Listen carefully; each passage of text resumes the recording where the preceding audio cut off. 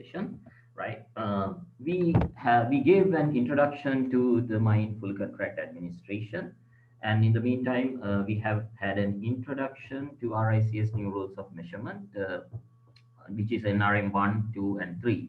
So for the newcomers who have joined, actually, let me just give you a little bit of an oversight about insight about what are the things that we were discussing. This is about cost planning, all about cost planning, which may be useful for your cost planning activities as a contract administrator, as a quantity surveyor, as an engineer, maybe an architect will also benefit from this one.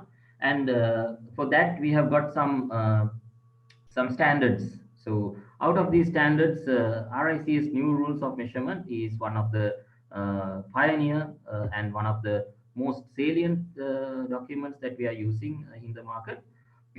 So this is all about cost planning using NRM 1, which is the new rules of measurement 1, right?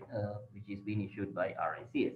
So in the day one, what we have done is we have done certain things related to what exactly was meant by mindful contract administration, right? And then we move on to the introduction to RICS new rules of measurement, are NRM 1, 2, and 3. And then we did the introduction to cost planning and risk management. Then we move on to the summary of NRM 1 approach to cost planning. And we started with measurement rules for risk in cost order of cost estimating. As you are aware, the NRM 1 has got three sections pertaining to cost planning. First one being the order of cost estimating, the second one being the cost planning itself, and the third one is for the elemental cost planning, which we are going into more details once the design is developed. So this is what we were discussing during the day one. But the measurement rules for risk in our order of cost estimating, we did an introduction to the 12 attributes pertaining to the order of cost estimating measurement rules, but we did not conclude that. So there is a bit which is remaining from the last day's session, which I am going to bridge in this today's session.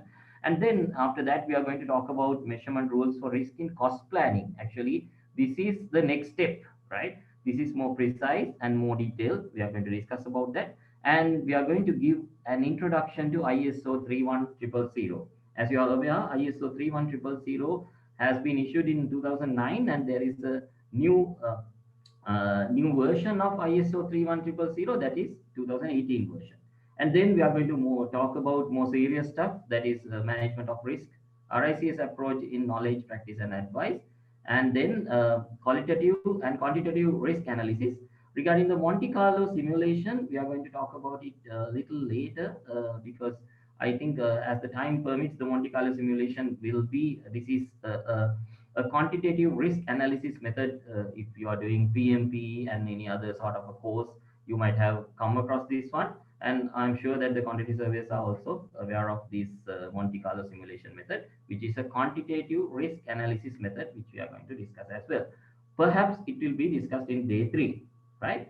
And then I hope you remember I was discussing regarding the risks, and I gave you some sort of an insight about these 9 elements in the beginning of this particular session.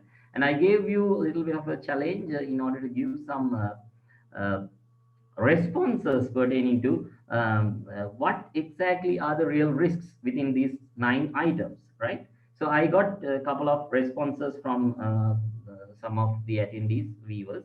Um, and I'm going to give you the insight about how we are going to approach this problem. So at a glance, you can see that these 9 elements, which is the time overrun, inadequate site investigation, environmental impact, ineffective quality management, cost overrun, poor health, employer's choice of materials, fatality, and unavailability of funds. These 9 items seems to be risks, right? But when we move on to more details, right?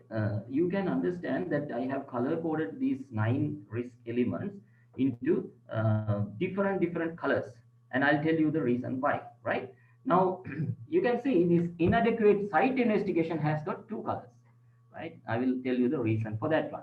So this color coding I'm going to use for, I hope that you remember during the first session I mentioned to you about four types of risks, right? The first one is the design development risk, the second one being the construction risk, and the third one being employer's risk. And there is another element called employer's other risks. And we are going to identify what is the difference between employer's risks and employer's other risks. So this color coding helps you to comprehend what exactly the cluster of risk that this is belonging to. So you can see there are three black items, right? And then two green items and two blue items, right? And there is one red item, actually three red items, and item B is sort of a mix. So let us see how this cluster has come into play.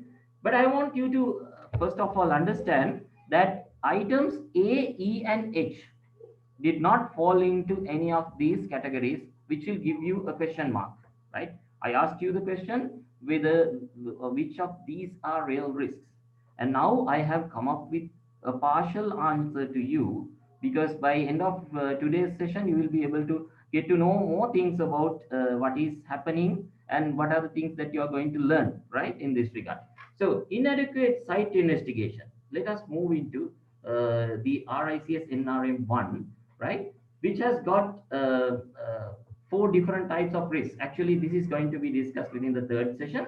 But in order to give you some sort of an insight about what I mentioned, you can see item number 5, which is a design development risk.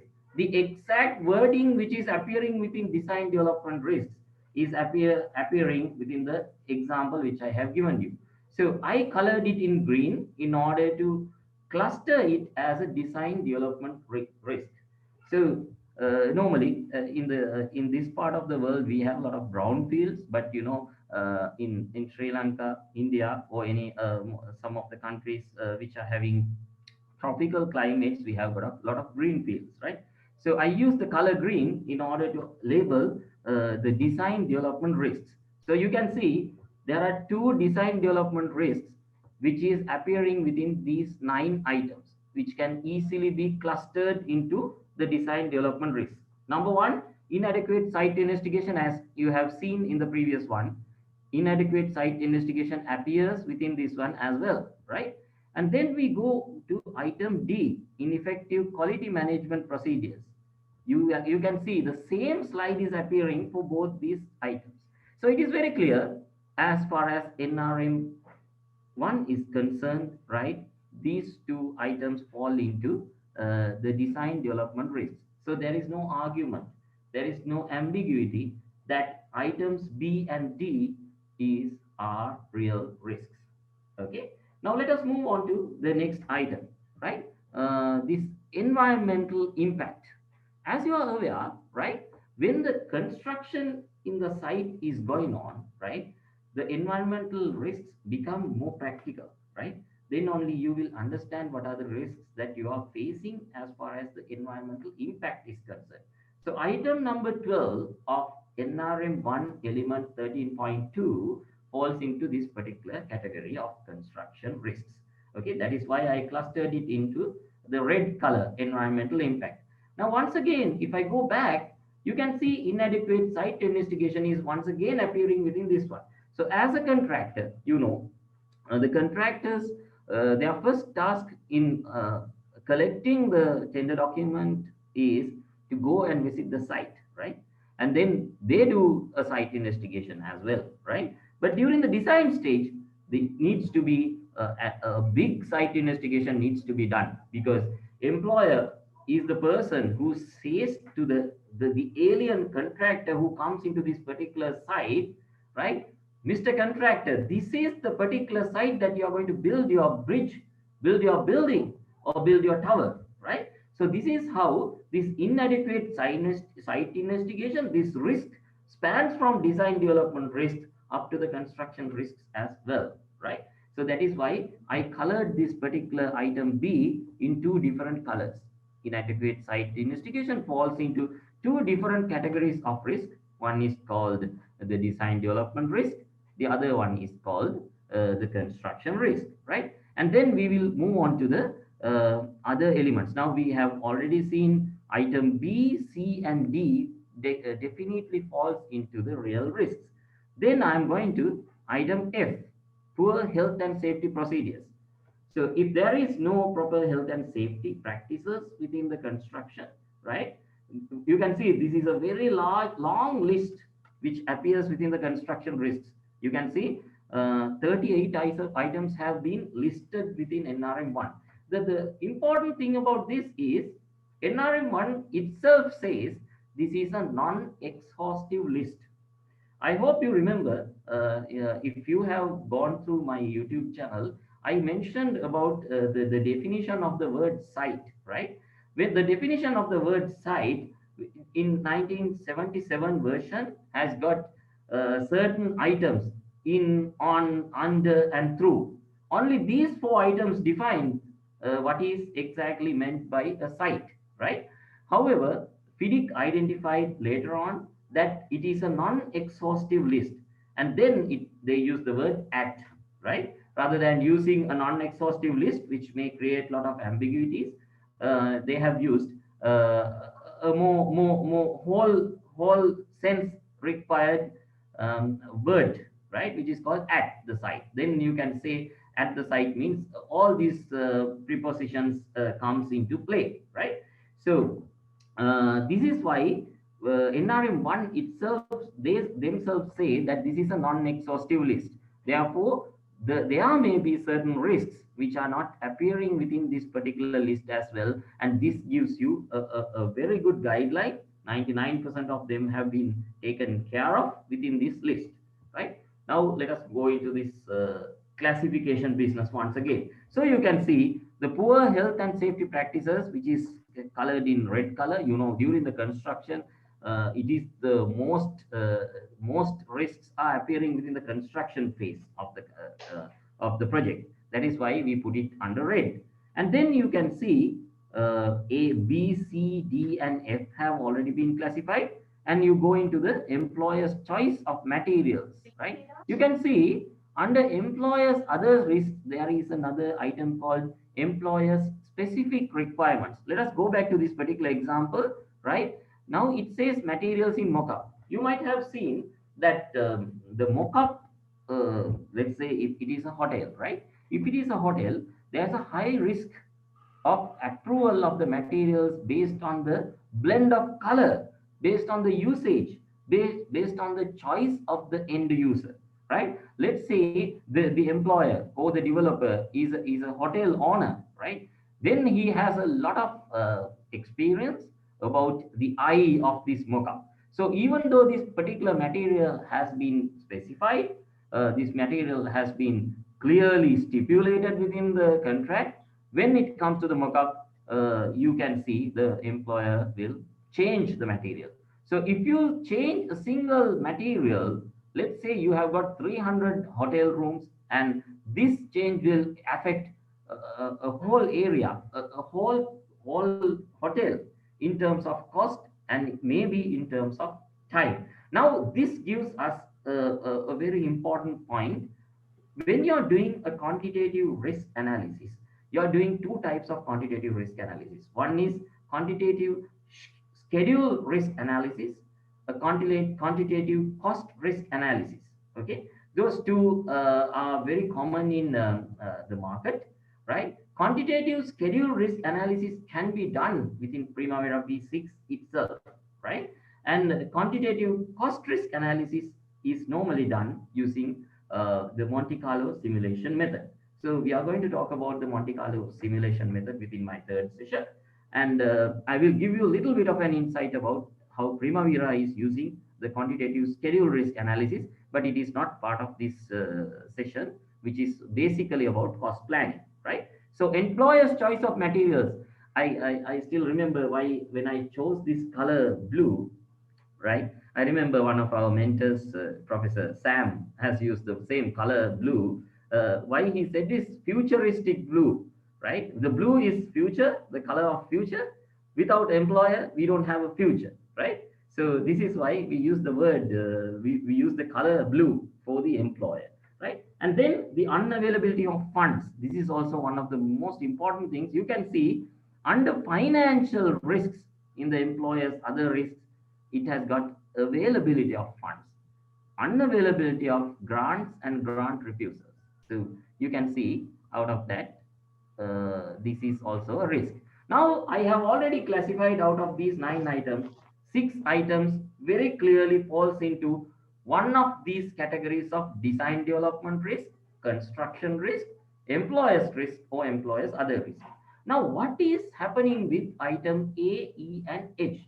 Now this is my second question to you, right? You still can WhatsApp me on this particular number after the end of this session until midnight today, right? Whether A, E, and H are real risks or not. If they are real risks, please give me the reasons. If they are not real risks, also please give me the reasons. Once again, you will be getting a free entrance to my next seminar, which will be done in the month of December. So this is how the things are going on. You can take a screenshot of this one if you really want to do that one. It is already there within the presentation which I have done previously, right? Right.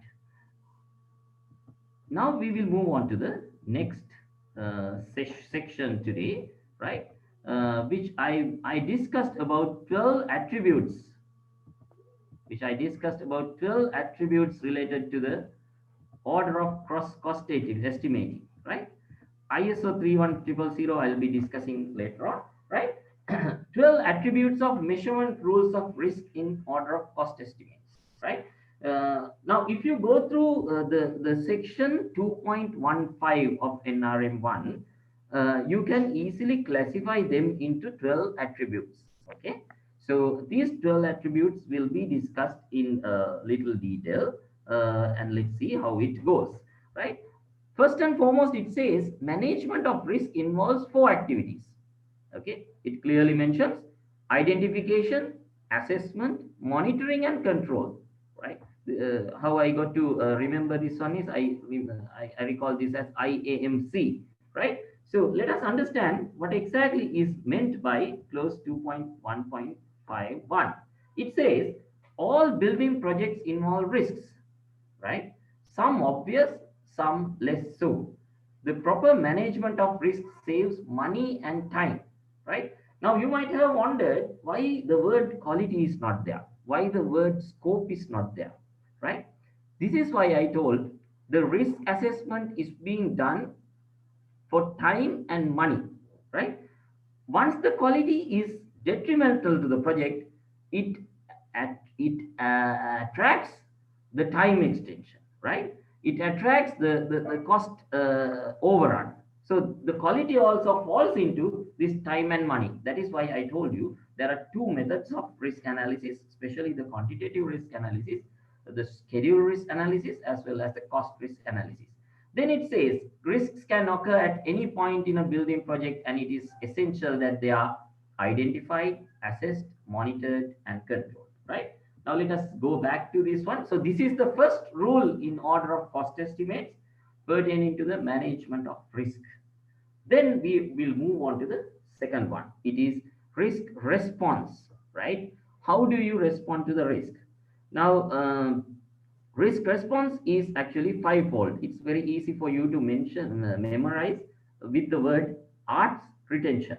So this is one of the tools which I have been using in order to memorize certain words.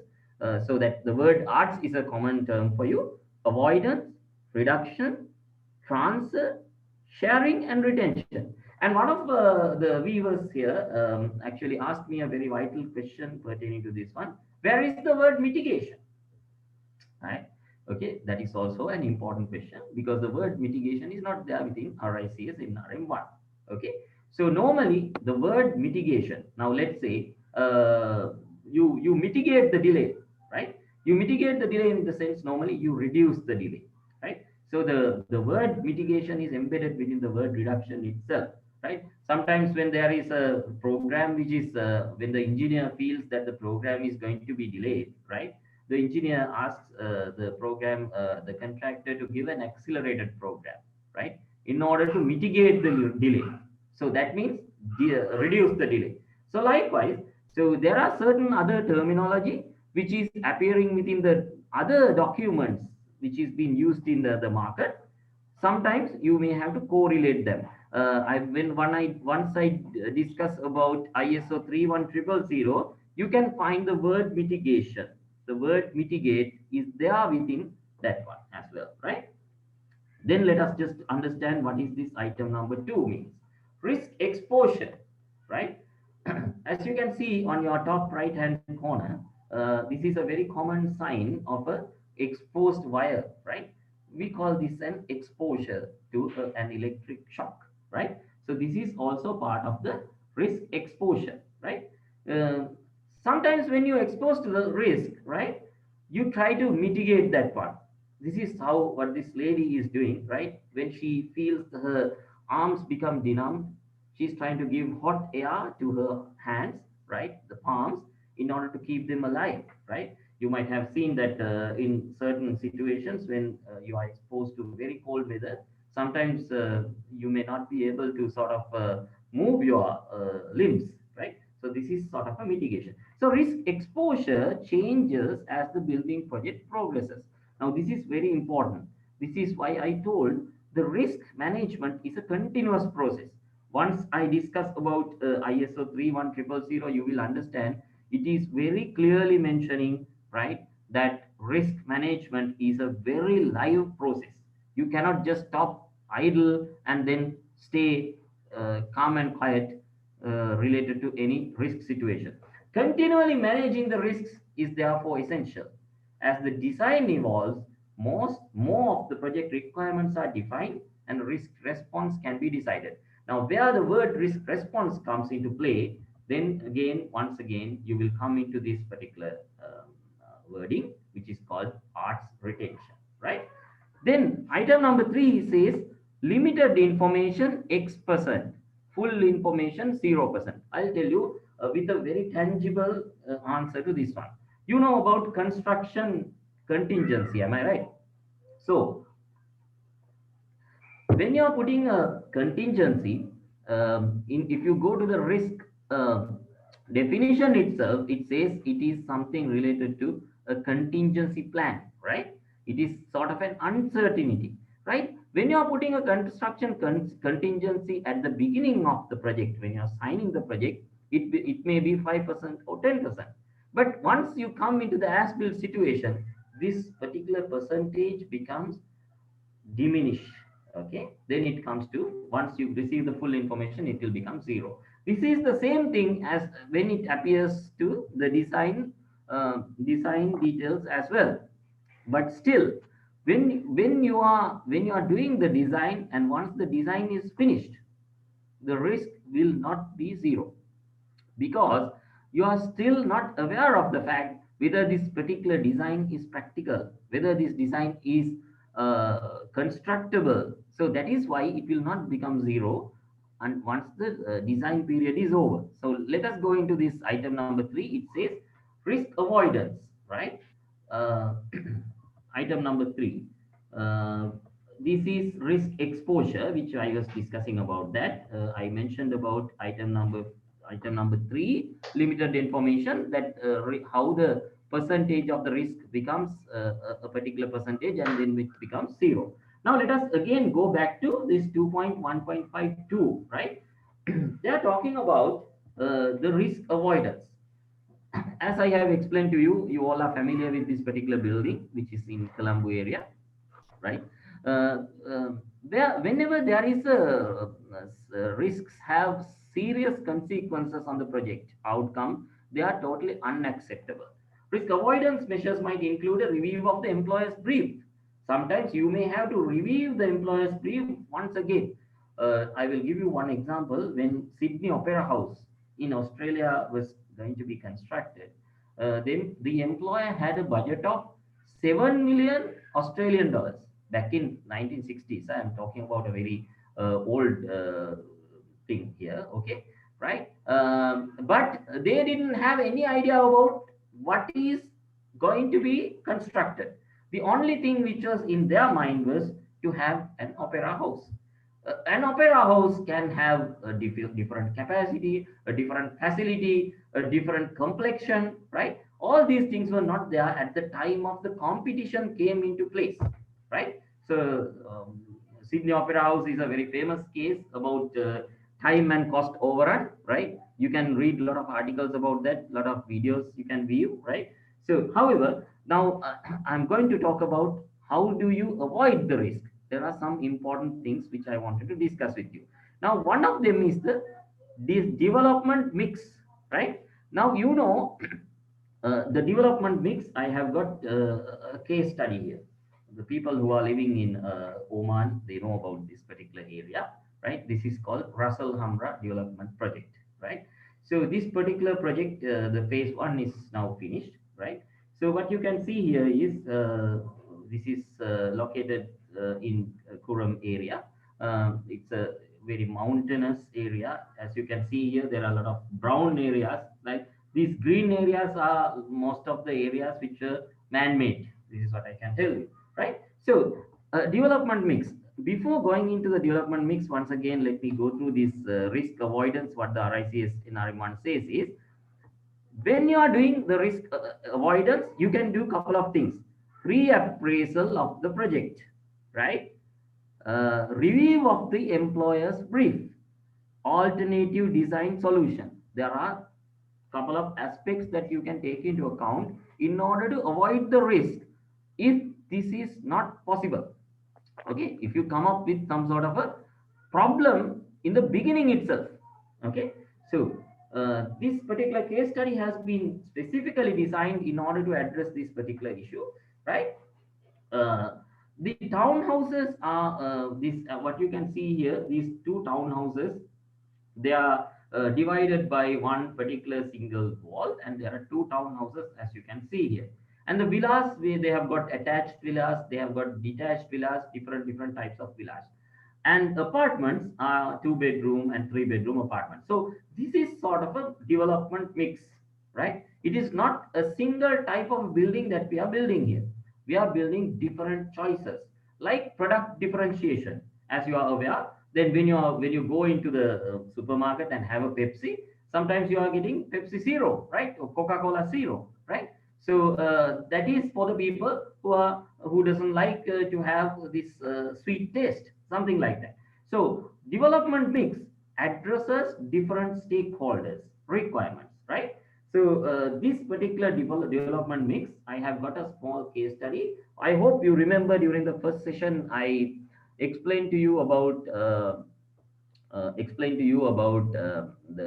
linear programming, right? The knowledge of linear programming, how it is beneficial for your cost planning, how it is beneficial for your decision making, right? So these figures have been sort of changed. These are not actual figures because I'm not authorized to use actual figures here, but the concept is here where I will explain this to you, right?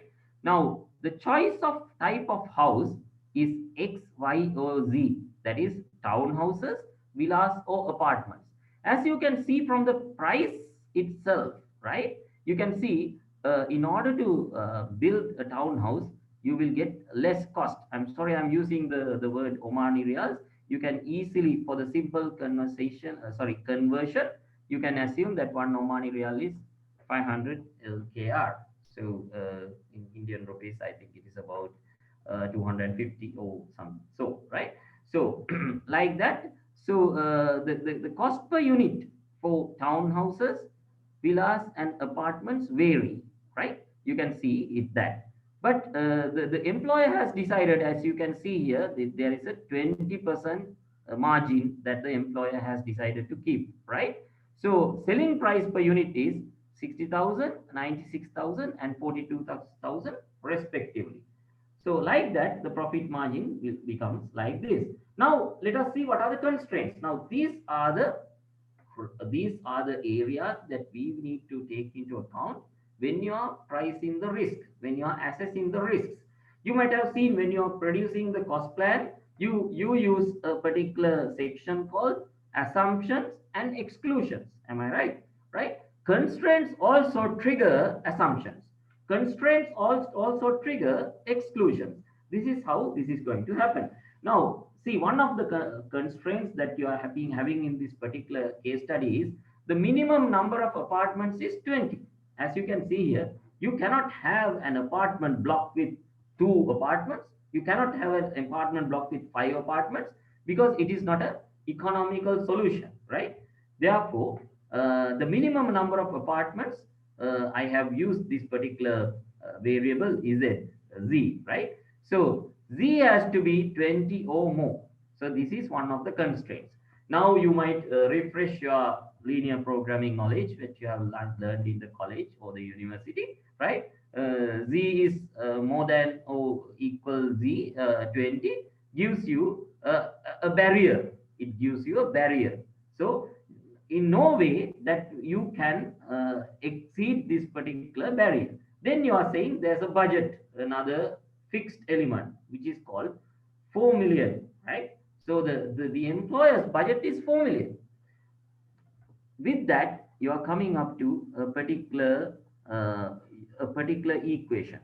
Why this is important is when the engineer decides the change in the development mix as a risk avoidance uh, tool, as the cost consultant, as the quantity surveyor, you should be able to give the cost.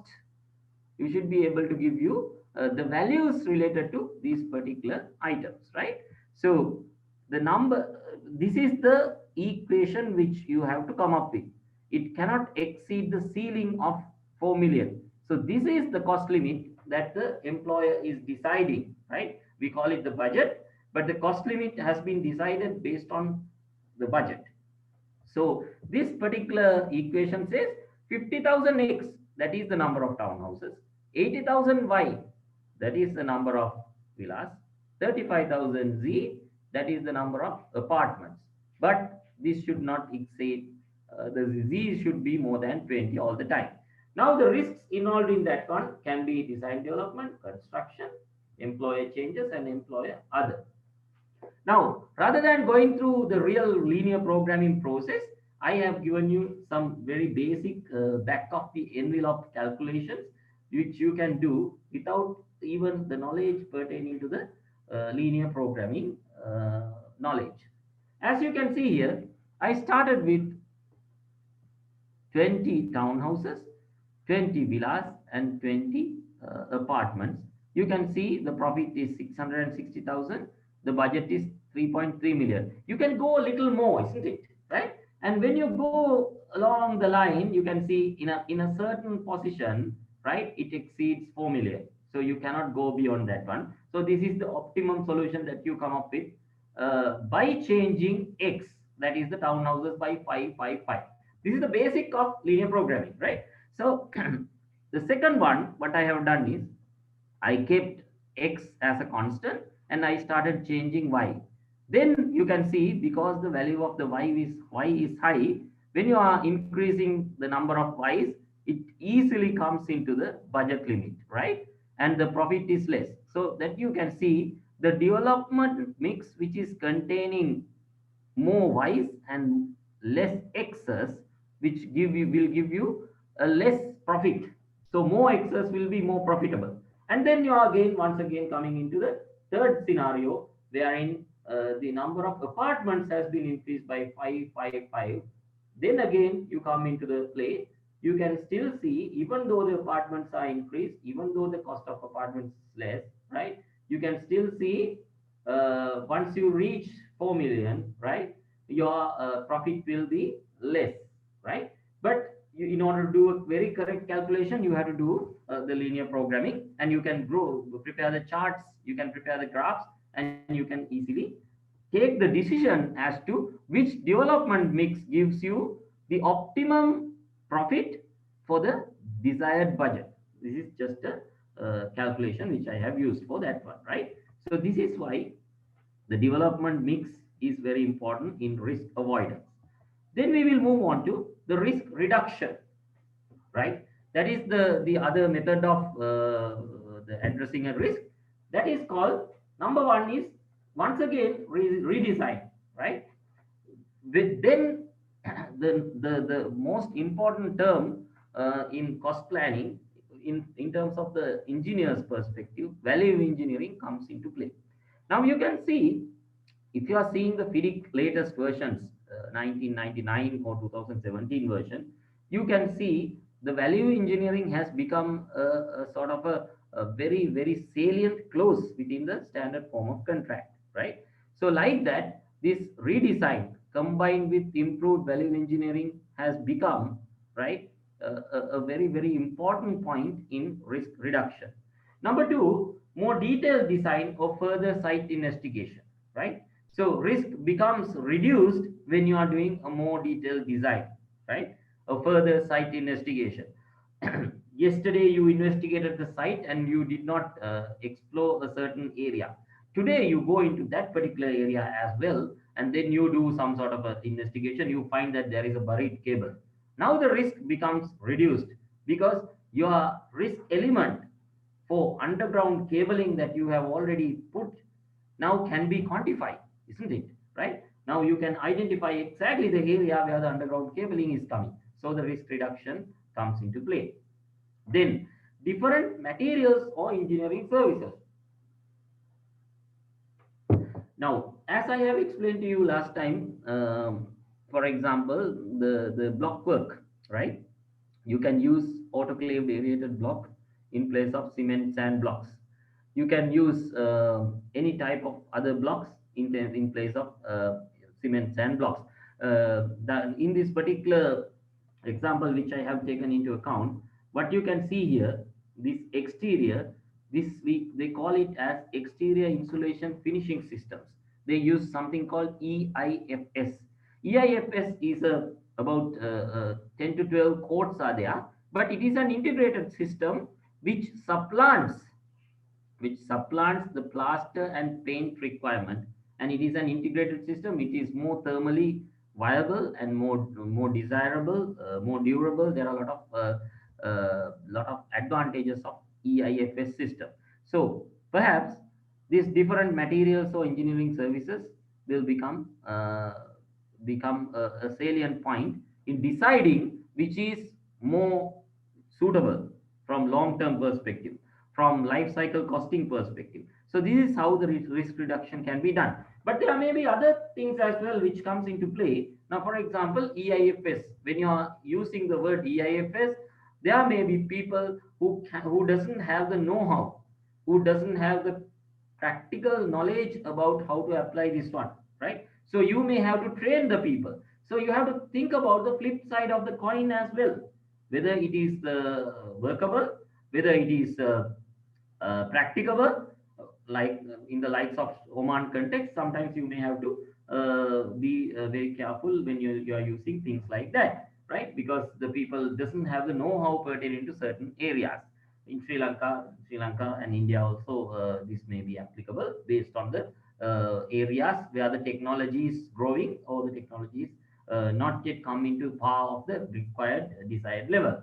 Then change in the project execution plan. It is another very important risk reduction plan which we can use, right? The package the work content differently to package or to carry out enabling works, right? Now this you might have seen in Oman, right? As an example, for my Oman viewers. Now project execution plan has been changed in different projects. Now for instance, Oman Museum across ages, this is one of the projects which is being done in Niswa area in Oman. The employer decided to split the packages into two packages, right? One is the enabling works package, the other one is the main works package, likewise. Okay, then change in the contract strategy to allocate risk between the project participants in a different way. This is where the procurement strategy comes into the play, right? Sometimes you might have thought, right, a particular power plant which is consisting of lot of package plants, right? You might have thought it can be designed by a designer and given to a contractor to construct. But towards the latter part of the design, maybe once you are getting quotations, once you are going through the quotations, You have seen that there are a lot of repetitive items. There are a lot of items which can be done by an experienced contractor. So you decide to change the procurement plan. You decide to change the procurement route, right? From the red book to the yellow book, right? Maybe the design and build option. So likewise, this risk reduction can be done in 6 different ways. Then the risk transfer. Risk transfer is also a sort of a important thing, right? Sometimes you might have seen that when you are giving the insurance, right? When you are giving the insurance to a particular contractor, you are taking a risk transfer measure, right? But sometimes clients opt to keep the risk within themselves, owing to the fact that some of the costs are very high. Now for example, the airport project in Oman, right? They used a blanket, they call it an umbrella risk, right? Umbrella insurance, right? Why they got an umbrella insurance is there were a lot of contracting parties. When you have a lot of contracting parties, each and every contracting party has to take an insurance to this particular area.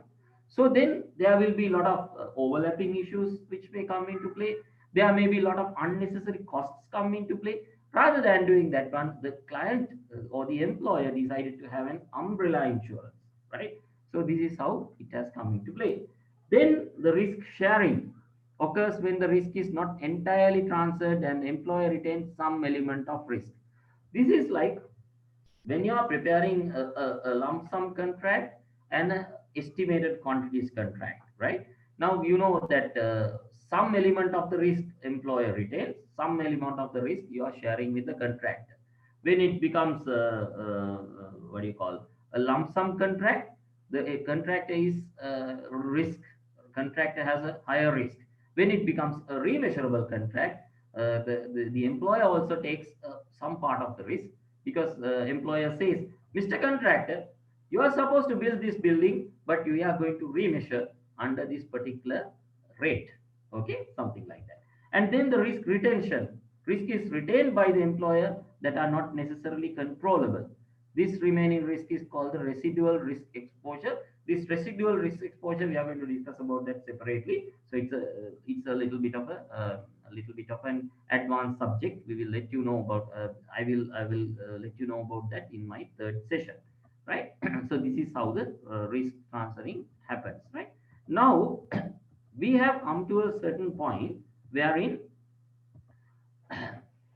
wherein the 4 items of the 12 attributes have been discussed.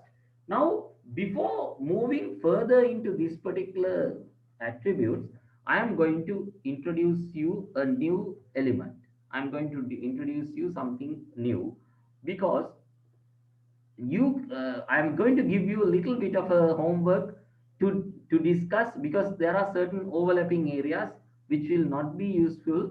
We are going to use this time in a more let me say, in a more productive way, right? Because this is a 6-hour course. If I were to discuss all these 12 things, I don't think I will be able to cover each and everything in particular detail, but I am going to cover the same attributes, same aspects within the next particular item, right?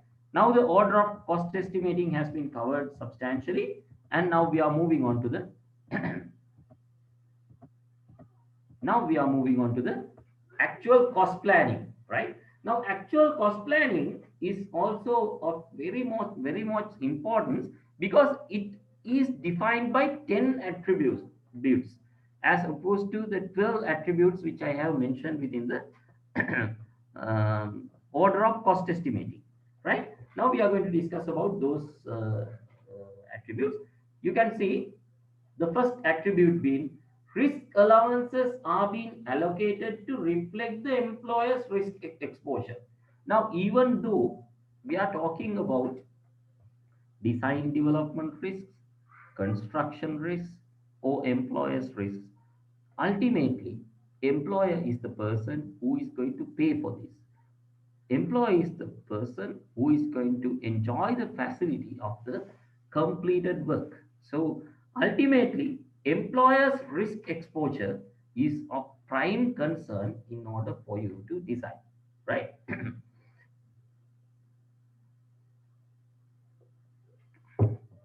Number one is the consequences of employer's residual risk. No standard percentages. It is very clearly mentioned within the cost planning stage of the NRM1 that percentages are not no standard percentages. Actually, the percentages have to be derived based on certain things, something like past past experience. That is number one, right? Number two is the type and complexity of the project, right? And number three is the global context that you have to take into account, the global context at this juncture, right? Which may be totally different from the global context of the previous years. One of the most important thing is this COVID-19, right? We all know that due to the outbreak of COVID-19, there are a lot of restrictions which has been imposed between the countries. So that becomes a higher risk. Therefore, this percentage cannot be generalized. The percentages which were there previously cannot be generalized. Okay. Then the completeness of the design, amount of site investigation. This is very important when you are talking about the first rule, right? The first rule I have discussed in a very short form. What you need to understand is risk allowances are being allocated to reflect the employer's risk exposure. It talks about the consequences of employer's risk, no standard percentages, and completeness of design, amount of site investigation, right? Then, number two, the second rule of cost planning says formal risk analysis has to be done. Number one, to identify the employer's risk exposure. Number two, to make considered risk allowances for risks, right? So these two are going to be discussed. When you discuss about the elemental cost planning, there are certain rules which is actually this is evolving now, right? In the third day session, you can see how from the how these terminology, how these rules have evolved from the order of cost estimating to cost planning. So that is important. Then number three, it's one of the most important things, reassessment of risk registers and risk estimates. Now, normally this reassessment of risk registers and risk estimates has to be done in a continuous basis. This is why I told you that is very important. Risk is a very dynamic thing. Number four, successive assessments to ensure decreasing uncertainties due to increasing definition of the project.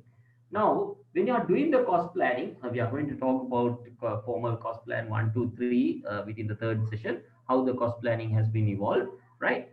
However, now when you are doing the cost plan, you know that there is a concept design cost plan, there's a schematic design cost plan, there's a detailed design cost plan. So look at these words very carefully. Successive assessments to ensure decreasing uncertainties. When I mentioned about the word risk, when I defined the word risk, I said risk is an uncertainty. You're pricing or scheduling an uncertainty, right? When you are doing the quantitative risk analysis. Here, what you are going to do is whenever there is an increase in definition of the project, right? Now, for example, at the concept design stage, the employer might say this is going to be a 100-key four-star hotel. That's all. Then how the cost consultant is going to decide on the cost based on the number of keys, because he has got in his records what is the cost for a four-star hotel, right? Per key, what is the cost, like that. But when the design evolves, okay, you are going to discuss how many basements are there, right? How many other facilities are there, and then you are going to embed that particular cost and reflect that within the unit rate of unit cost of that particular hotel. So this is how successive assessments to ensure decreasing uncertainties comes into play. Now here I'm going to take another comma and I'm going up a little bit. in order to give you a little bit of an understanding about ISO 31000, because this is going to be very important to you, right? I have distributed this particular document to you as a pre-read material, right? ISO 2009, when it was issued previously, it has got a different approach. If you read, I will send this the 2009 version as well, which is also freely downloadable, which I will send to you, right? It talks about three things: principles, framework, and process, right? Why I'm going to discuss about this here is, this is talking about an organizational risk management platform, right? From organizational risk management platform point of view, right? Once you look into the cost planning, there are a lot of things that you can learn. There are a lot of things that you can uh, value add into your cost planning process. Now, it has got seven attributes. If you go to the forward, that is the first portion of this particular ISO standard, it talks about seven things. I'm going to discuss about those seven things, which is very useful for you. This is a very small document. Better to have a printout and keep it with you. It gives you a different opinion. It gives you a different angle of how you look into the risk. Okay. Number one, it says managing risks, making decisions, setting and achieving objectives, and improving performance. Now, how this is applicable to cost planning? Number one is making decisions, right? Now, you might have seen during your cost planning process, the employer or the engineer comes up with different options, right? For example, the engineer comes up with different types of slabs, right? Cast in situ slabs, right? And then post tension concrete slabs, or maybe the prefabricated, right? Prefabricated slabs. Now, when you are asked to do make a decision, then you are doing a risk management. Then you are addressing the risk and management in cost planning process. How do you do that one? The engineer tells you, right, Mr. Cost consultant, these are the particular options that we are going to do. The first thing that you are going to do is, you go there, you go out and take the quotations, right? What is the square meter cost? What are the barriers to these things? And then what are the transportation costs? What are the lag times, right? And then what is the life cycle of this particular element? What is the warranty? There are thousands of things which comes into mind. Now you have to make a decision. That decision making is cannot be done just as a quantitative assessment. That is why I'm saying the risk management has got a qualitative risk assessment module, as well as a quantitative risk and assessment module as well. You can color code them. Now we are going to discuss about that in the third session, right? The risks based on its severity, how probable the risks are, and then we are going to color code, right? So when you are making the decision itself, it's not just the numbers. There are many other things that things come into play, right? This is how making decisions, as used in ISO 3000 31000, is useful for your cost planning. And setting and achieving objectives. Now, setting and achieving objectives once again comes into the cost planning process. As I have explained to you, first you set the cost limit. Am I right? Once you set the cost limit, as per the elemental cost planning analysis method, there are 15 elements. Then you give the cost targets, right? You are giving the cost targets to the substructure, you are giving the cost targets to the superstructure, and these cost targets, you are going to do frequent cost checks, right? This is how you set and achieve objectives. Okay, whenever you feel the risk element pertaining to the substructure is getting reduced, okay, within the same cost limit, you can transfer that risk, you can transfer that saving into the other element. This is how the interchangeability of achieving objectives comes into play, right? And then improving performance. How can you improve the performance? You can improve the performance by using value engineering, right? by introducing more effective, more efficient ways and means. So see how useful this particular ISO 31000 into your cost planning is, right? So this is why I'm saying, and it says organizations of all types and sizes. Similarly, due to the bespoke nature of the construction industry, not all the projects are the same unless it's like a, let's say, a McDonald's or KFC. You know that they are having partnering contracts, right? That most of the branded companies, they have partnering contracts not only within the construction field but also within the supply chain management. You know that McDonald's goes with one brand, Coca-Cola, and then KFC goes with Pepsi, like, or other way around, like that. So there is a sort of a partnering arrangement. So whenever there is a McDonald's outlet needs to be constructed, they enter into in particular countries. They enter into a partnering agreement so that it is very easy. The person who is constructing that knows from the nail itself what needs to be done. So this is why organizations of all types and sizes, in a like of a partnering contract, in the like of what we really know, it is not there. But organizations of all types and sizes are very similar to the bespoke nature of the construction industry. Not all the projects are the same. Today, you make a hotel, four-star hotel with 100 keys, but tomorrow you make the same hotel with 100 keys, you may be facing a lot of problems. Okay, so that is why. And then iterative process. This is why I told that our risk management process is also continuously done. In fact, it is the measurement rule which says the formal measurement rule number 3, which I told you, risk registers and risk estimates are to be reassessed at regular intervals. This is what we call as iterative process. Then assists organizations in setting strategy, achieving objectives, and making informed decisions. Now you come across something.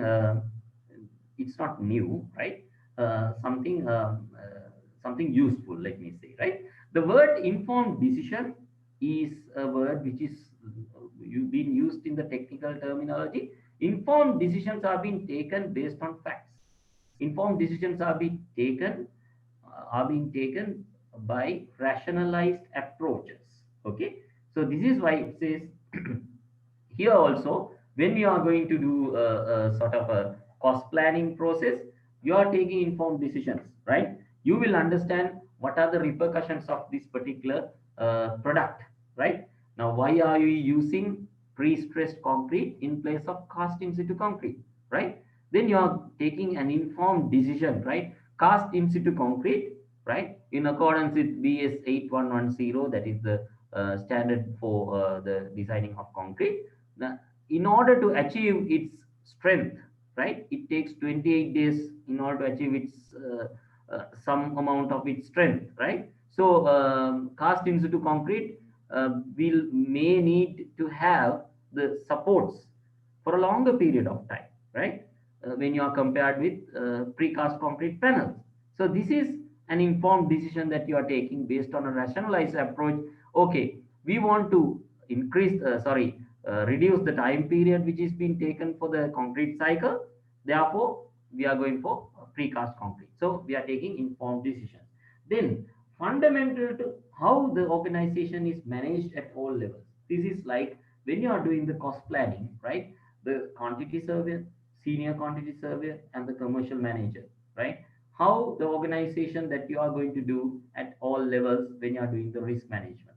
It contributes to the improvement of management systems as well, right? So when you are preparing the list of risks, and ultimately when it comes to the cost plan, right? Let's say that you are preparing an elemental cost plan. In that particular elemental cost plan, the quantity surveyor, the consultant quantity surveyor, they provide a list of assumptions and exclusions.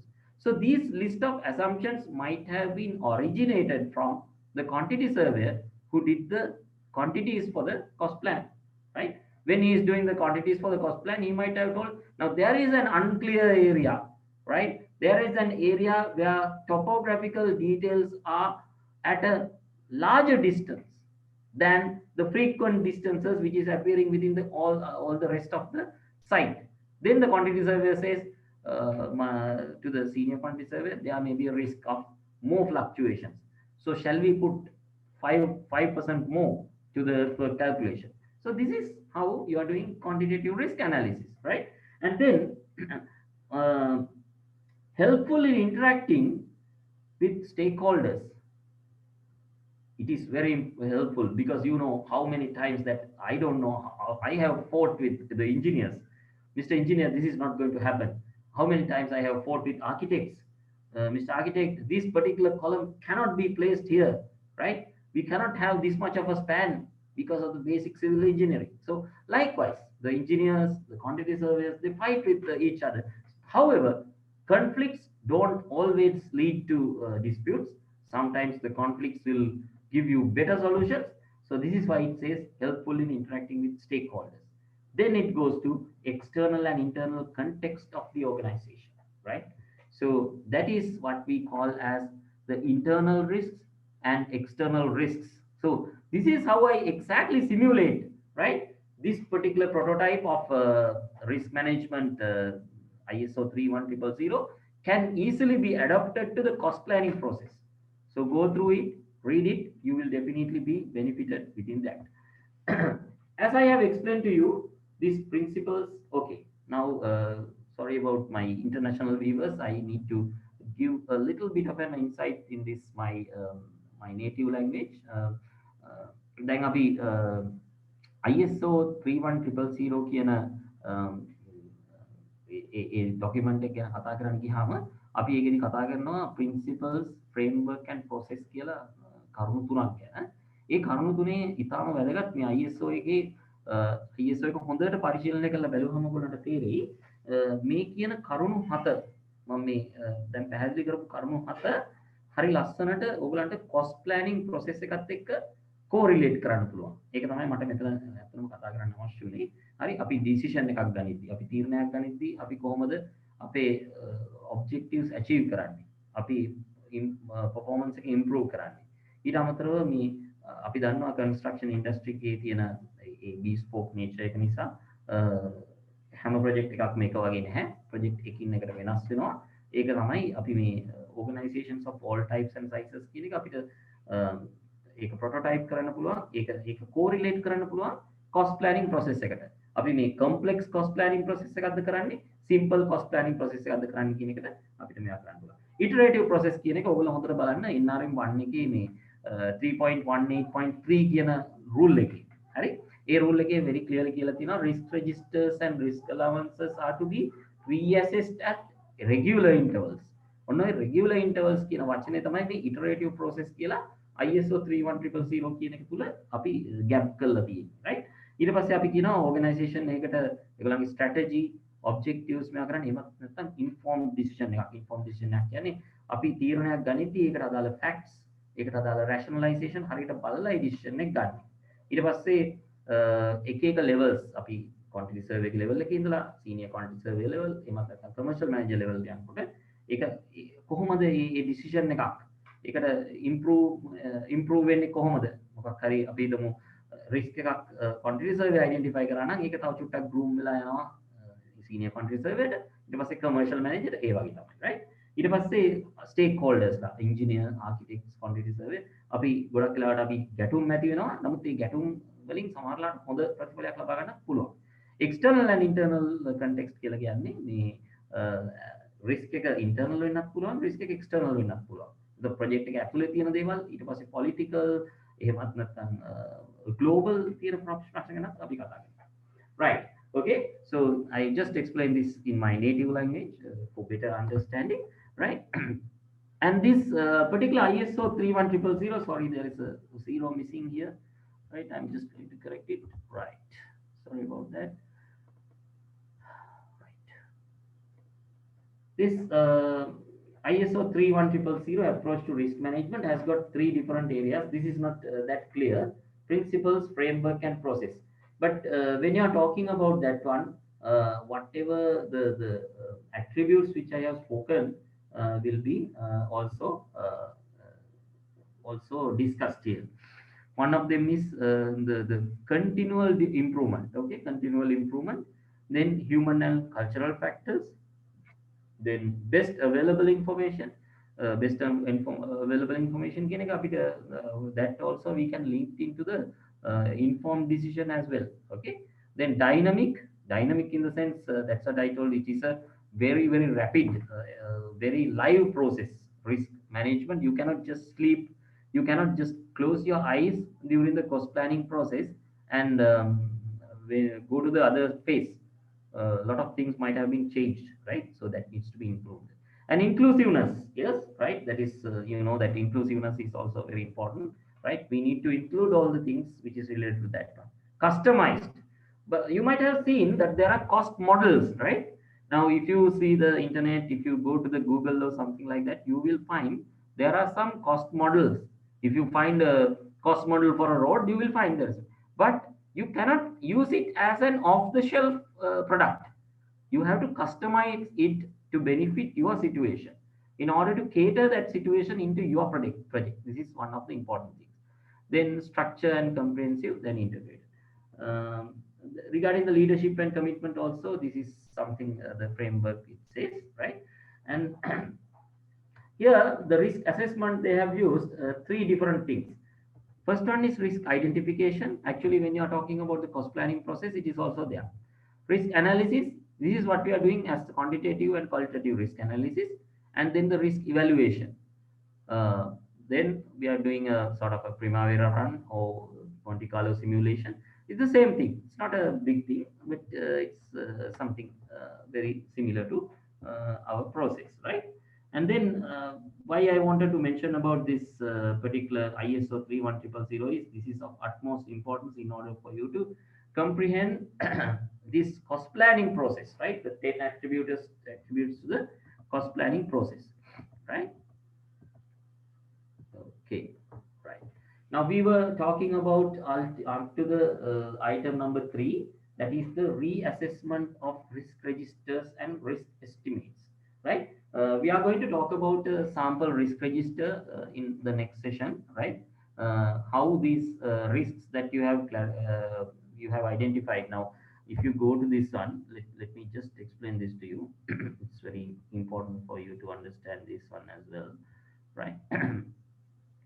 I have spoken to you about couple of risks, right? Now, I have extracted when I was discussing about the exercise which I have given to you.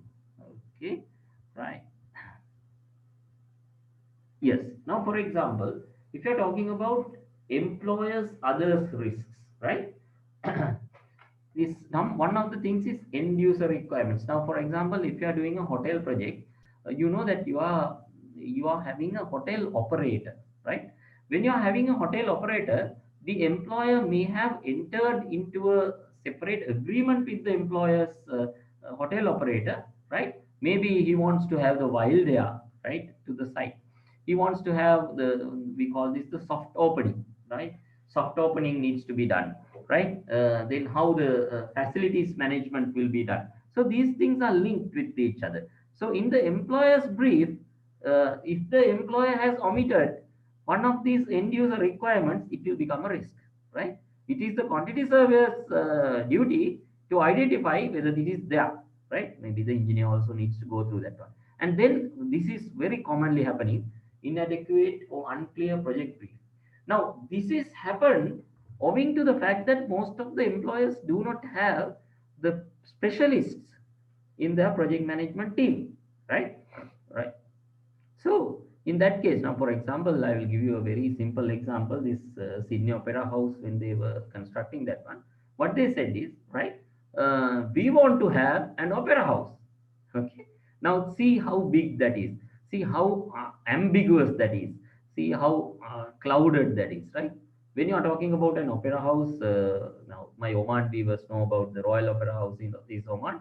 You know how sophisticated even the seating arrangement is. Okay, you know how sophisticated even the lighting arrangement is, right? If you are going through that one, you will understand a lot of things.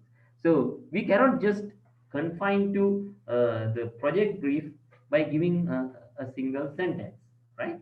So this is why we need to have something called performance specifications, right? Performance specification caters for the requirement of, let's say, what is the outline requirement of the employer.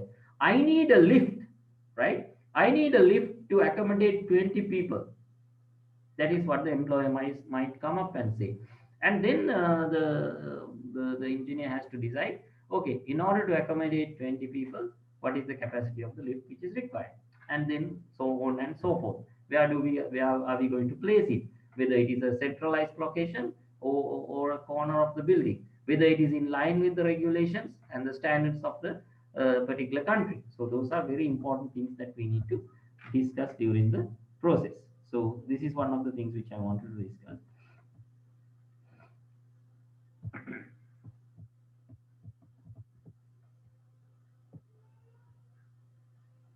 Now we are at the 10 attributes related to the cost planning. Then this reassessment and of risk registers and risk estimates. I'm going to do a couple of examples during the next two sessions related to that one as well. Then successive assessment to ensure decreasing uncertainties. I discussed about that. Then the cost targets. Now this is very this particular model is familiar to you, right?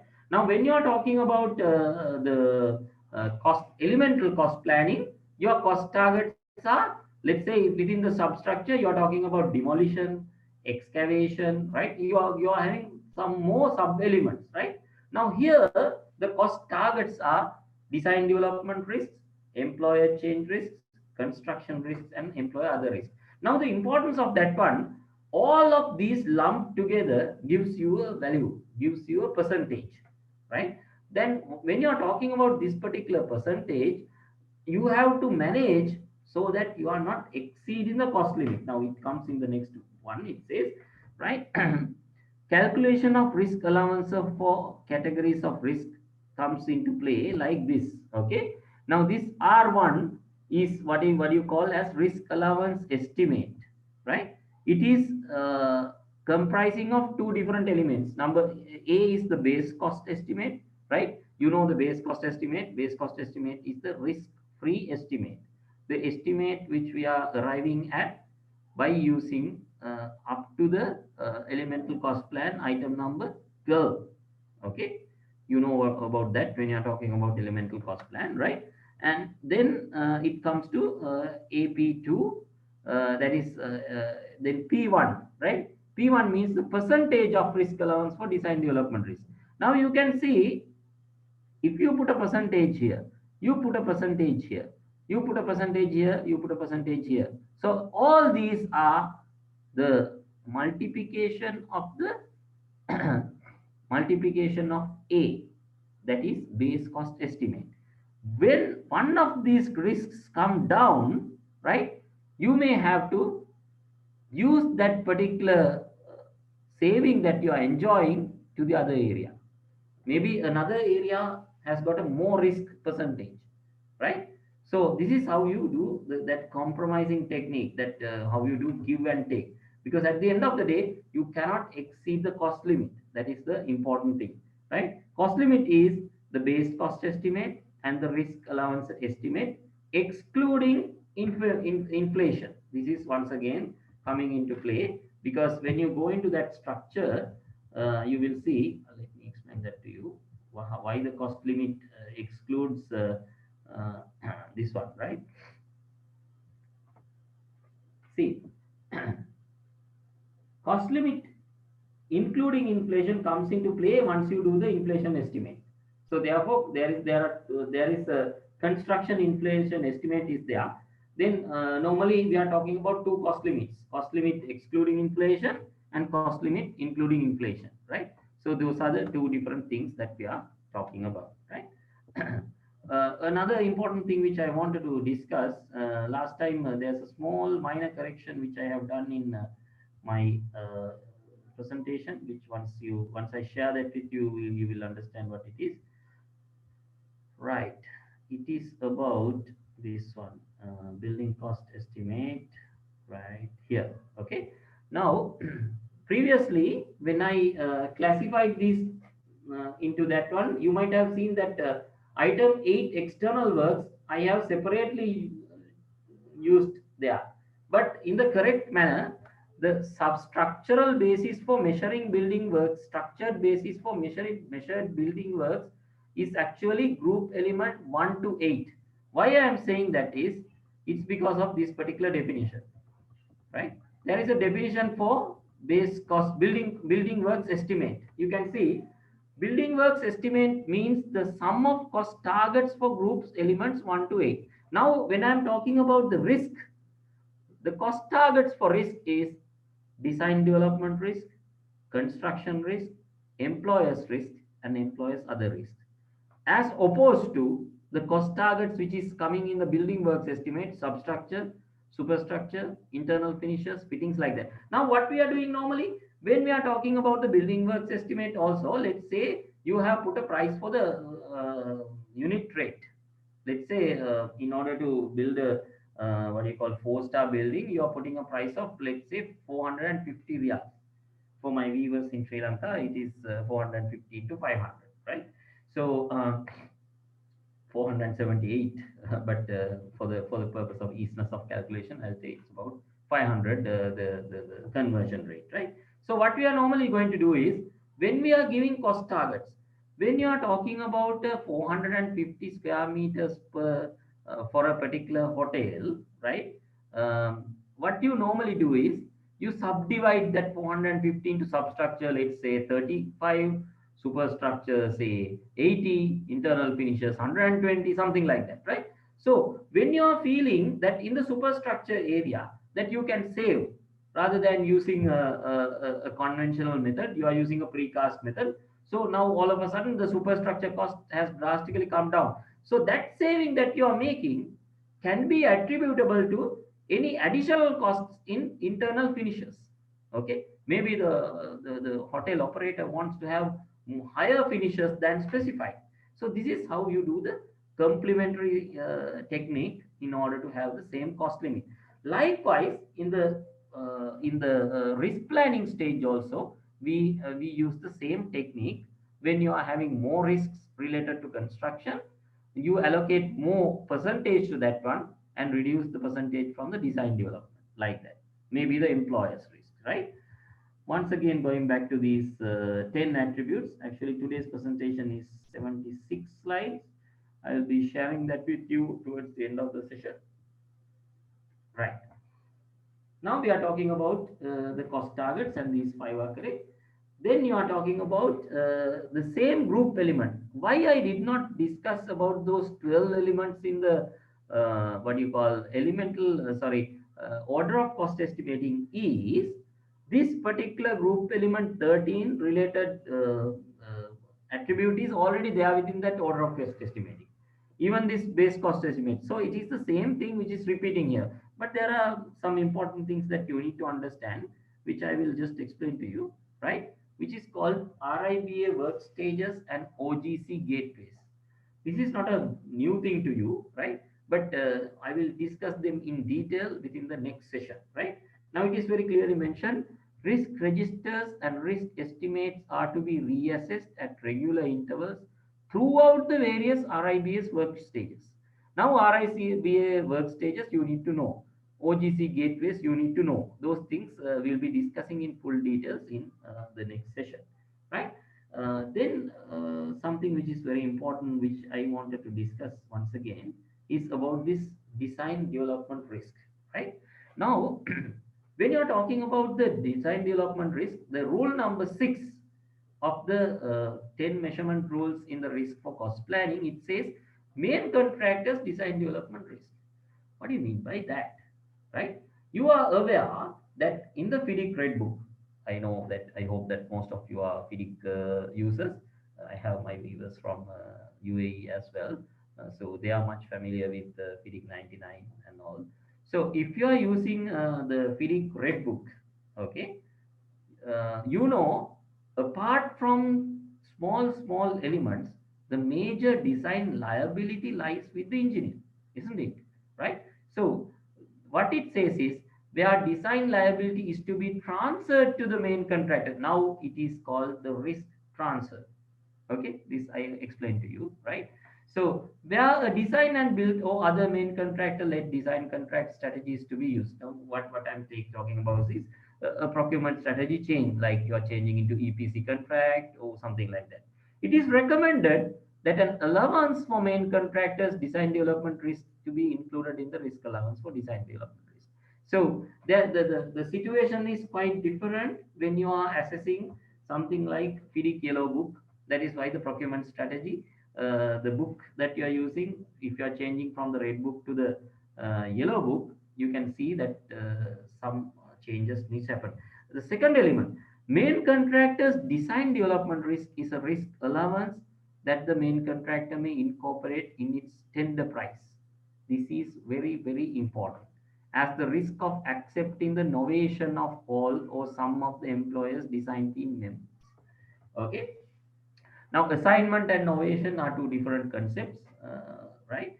So, therefore, when you are doing a novation, it's like you are transferring your rights, responsibilities to another person.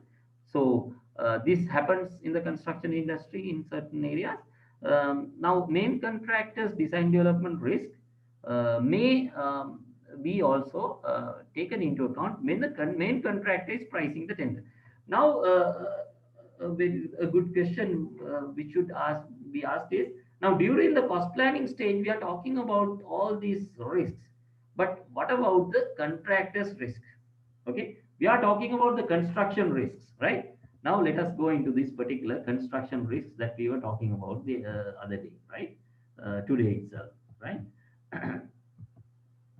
Because contractor himself, when he is pricing his document, he is using a particular risk, right?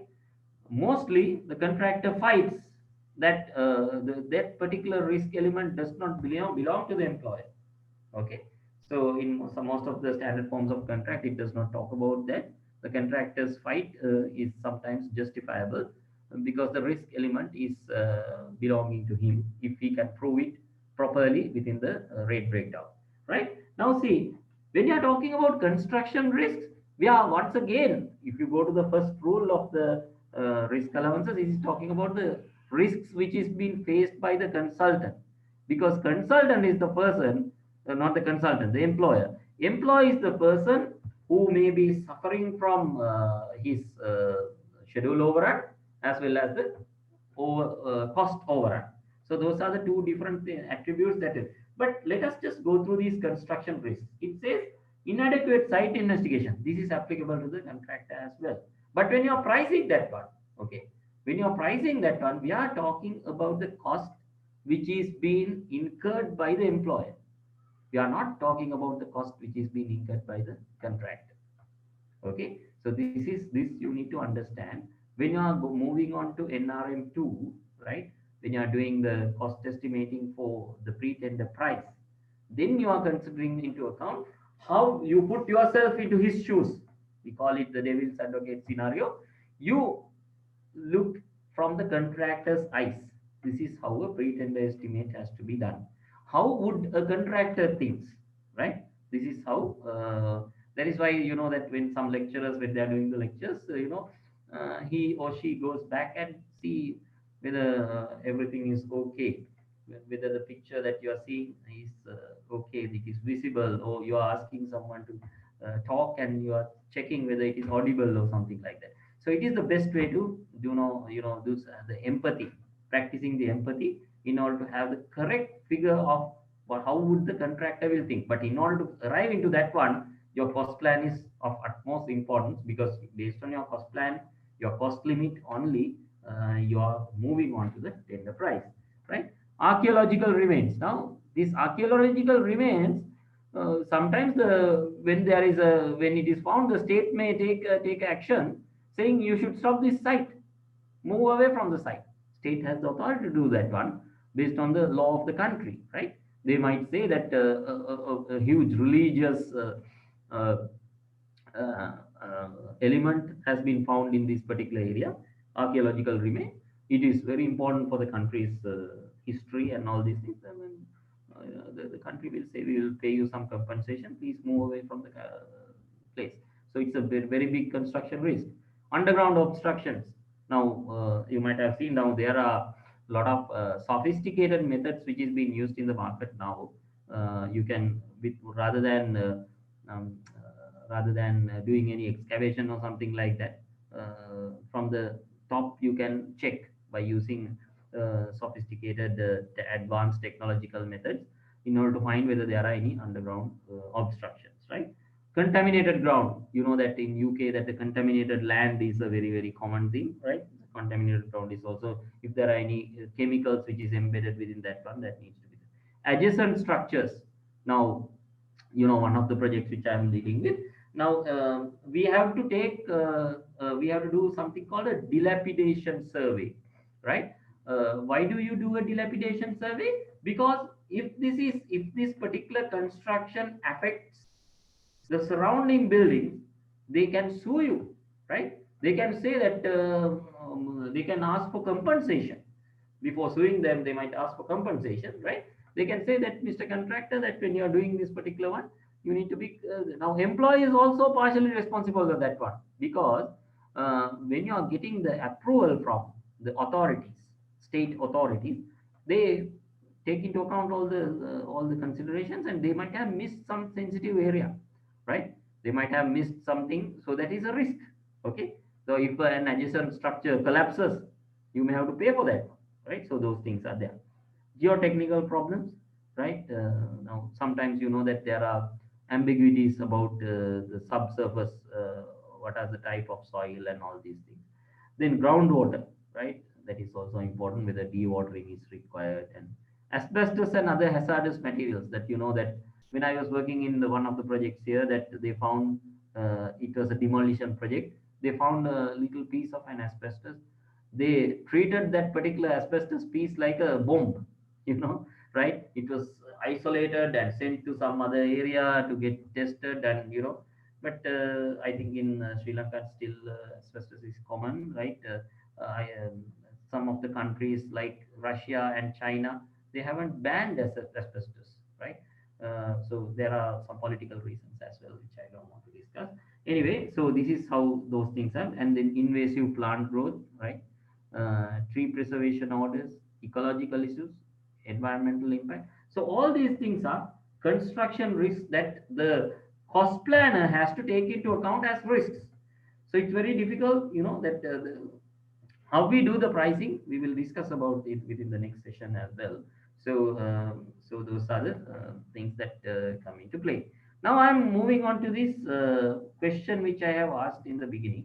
I'll give you a little bit of a clue, because it will be useful for you for the next session, right? Right. Now, if you go to the risk definition, it says a risk can be defined as an uncertain event or circumstances that, if it occurs, will affect the outcome of a program project. Now, here we are talking about time overrun in a program, cost overrun in a program, and fatality. Okay. Now think what needs to be stopped, what needs to be stopped, or what needs to be eliminated if this is a risk. Okay, I'll give you a little bit of a clue. That is why I just wanted to highlight it to that one. What sort of an action that we would have taken in order to avoid a fatality? Okay, so where are the real risk lies? So think about it, right? And during the next session, I will reveal you the real answer to that one.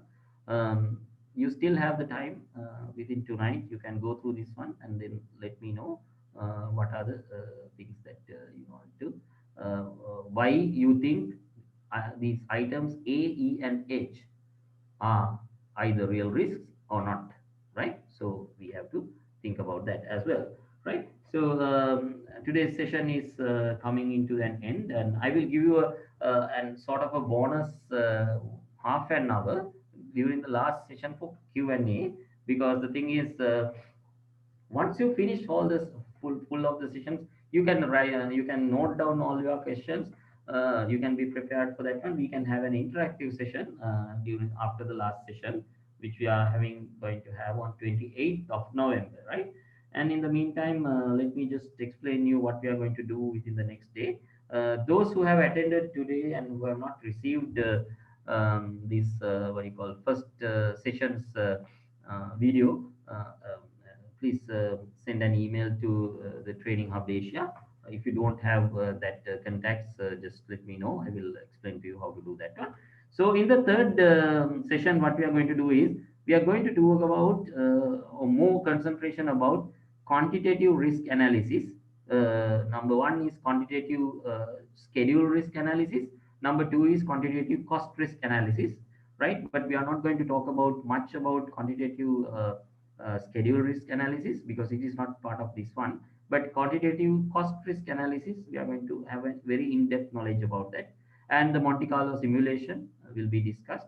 Then the day three, we are going to discuss about tabulated rules of measurement for risk in elemental cost planning. So that is the third session, which I told that as far as the distribution is concerned, the most risk allowances are included within that one, right? You remember this particular session which I did, right? Sorry about that. 1 minute. See, you can see the word risk allowances appears 447 places, but this out of this one, the word risk is mostly appearing within the elemental cost planning session.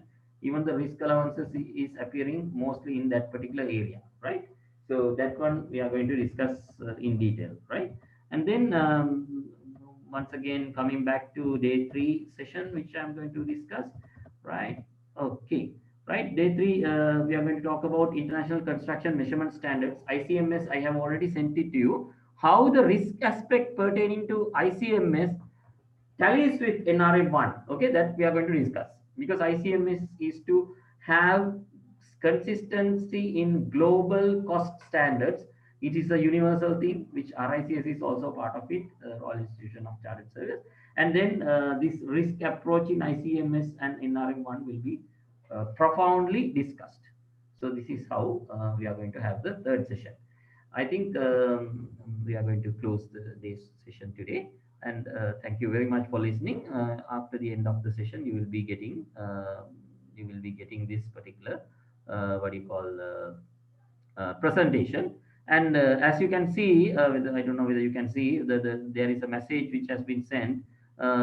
You can get more insights about this particular mindful contract administration. There is a YouTube channel which is being run by me. We have already shared that link with you. And then and the other thing is the training hub. The training hub Asia is doing a fantastic job in Sri Lanka, as well as in other countries, the Middle East and India.